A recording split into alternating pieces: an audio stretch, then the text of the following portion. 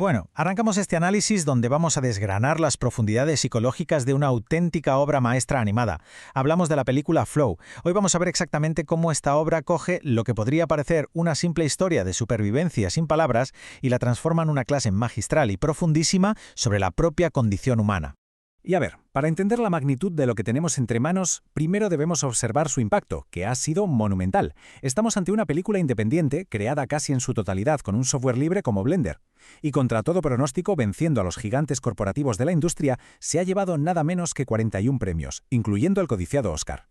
Ha logrado recaudar más de 50 millones de dólares con un presupuesto diminuto de apenas 3,4 millones, literalmente un triunfo absoluto de la artesanía digital. Primera parada. Un espejo de nuestro presente y de las ansiedades del mundo de hoy. Y es que, más allá de las impresionantes cifras de taquilla, lo que hace que esta historia resuene con tanta fuerza es cómo actúa como un espejo vital de nuestros días.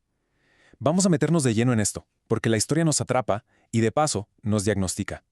Nos muestra nuestro aislamiento moderno, esa epidemia de soledad que vivimos y nuestra ansiedad ecológica, y lo hace de una forma increíble, sin pronunciar una sola palabra en todo el metraje. De hecho, esa ausencia total de diálogo no es para nada una limitación, es más bien un antídoto. Vivimos en una cultura completamente saturada de palabras, de discursos que muchas veces están vacíos. Aquí se descarta el lenguaje hablado para centrarse en lo básico, en el instinto, en el gesto puro y sobre todo en la necesidad de la comunidad por encima de las ideas hiperindividualistas. Nos está diciendo que, frente al colapso, la resiliencia tiene que ser compartida sí o sí. Pasamos a la sección 2, el viaje del ego, encarnado en un gato negro solitario. En el centro de toda esta travesía tenemos a nuestro protagonista. Este felino es básicamente la encarnación perfecta del ego moderno, un ego que está a la defensiva, que es hiperindependiente y que vive atrincherado en la creencia de que no necesita absolutamente a nadie para sobrevivir.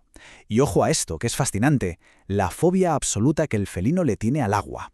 Todos sabemos que a los gatos no les suele hacer mucha gracia bañarse, pero desde una perspectiva psicológica, esto representa la resistencia brutal del ego a sumergirse en lo desconocido, a entrar en el inconsciente. Mantener el control de su territorio es su principal mecanismo de defensa, su máscara ante el mundo. La estructura narrativa traza un viaje que es muy clásico, pero increíblemente profundo. Comienza con lo que llamamos una catábasis, es decir, un descenso dramático del alma hacia el caos provocado por esa inundación que destruye su refugio. Y a esto le sigue una anábasis, que es el ascenso triunfal. A través de este proceso, el protagonista altera por completo su identidad ecológica y relacional. Básicamente, no hay vuelta atrás a lo que era antes. Hagamos una pausa aquí para reflexionar un segundo. Si trasladamos esta catástrofe a nuestro propio paisaje emocional, cabe preguntarse qué diluvios o qué crisis internas han lavado alguna vez nuestros propios cimientos. Cuando el agua por fin baja y ese territorio que nos resultaba tan familiar desaparece, ¿qué es lo que realmente logra mantenerse en pie? Entramos en la tercera parte, los arquetipos del bote, nuestro mandala psíquico.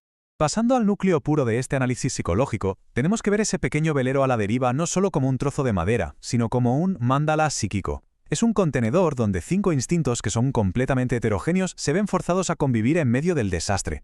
Y fijaos cómo esto ilustra de manera brutal que cada animal a bordo no es simple fauna, es un fragmento muy específico de la psique humana. Tenemos al perro, que representa el ánima, esa extroversión y lealtad incondicional que a veces reprimimos. Y justo en el otro extremo está el lémur, que actúa como la persona social, neurótica y obsesionada con el estatus y lo material. Mención muy especial merece el ave secretaria blanca. Encarna un arquetipo complejísimo, el del sanador herido o el anciano sabio. Es un espíritu que su propia especie rechaza por mostrar compasión, pero que logra trascender todo el orden colectivo para proteger y guiar a un individuo que está en plena transformación, llegando incluso a sacrificarse. Cuarto bloque. El agua y la sombra, nuestras fuerzas transformadoras. Vamos a cambiar el foco hacia 2 elementos que son abrumadores. En psicología, la sombra representa todos esos aspectos ocultos o no integrados de la mente. Y en esta historia, la sombra no es un monstruo gigante que viene de fuera. La sombra habita dentro del propio grupo. Lo vemos clarísimo cuando el lémur traiciona al gato solo por mantener las apariencias, o cuando los perros abandonan a la manada llevados por el puro instinto. Es, literalmente, la delgada capa de la civilización rompiéndose en 1000 pedazos ante nuestros ojos. Entonces, la clave de todo esto es que la sombra no es el malo de la película, al que haya que derrotar. Metafóricamente hablando, es la misma madera con la que se ha construido el bote. Integrarla, aceptar toda esa oscuridad y ese caos interno que tenemos, es un requisito absolutamente obligatorio para lograr sobrevivir psicológicamente. Y paralelamente, tenemos el agua. El agua simboliza el inconsciente colectivo. Es una fuerza ineludible, que destruye ese viejo yo rígido, pero a la vez lo purifica todo. No es un castigo, para nada. Es una fuerza vital inmensa que obliga al ego a soltar el control de una vez por todas y a sumergirse, porque es la única forma de evolucionar. Es un momento perfecto para otra pausa reflexiva. Pensemos con calma en cómo solemos gestionar el espacio psicológico de los otros a nuestro alrededor. ¿Qué inseguridades o rechazos propios estamos proyectando constantemente en quienes nos rodean? Reconocer esto es fundamental. Es el primerísimo paso para dejar de ver amenazas donde en realidad solo hay reflejos de nosotros mismos. Y llegamos a la quinta y última estación, la individuación, y cómo va mucho más allá del héroe solitario.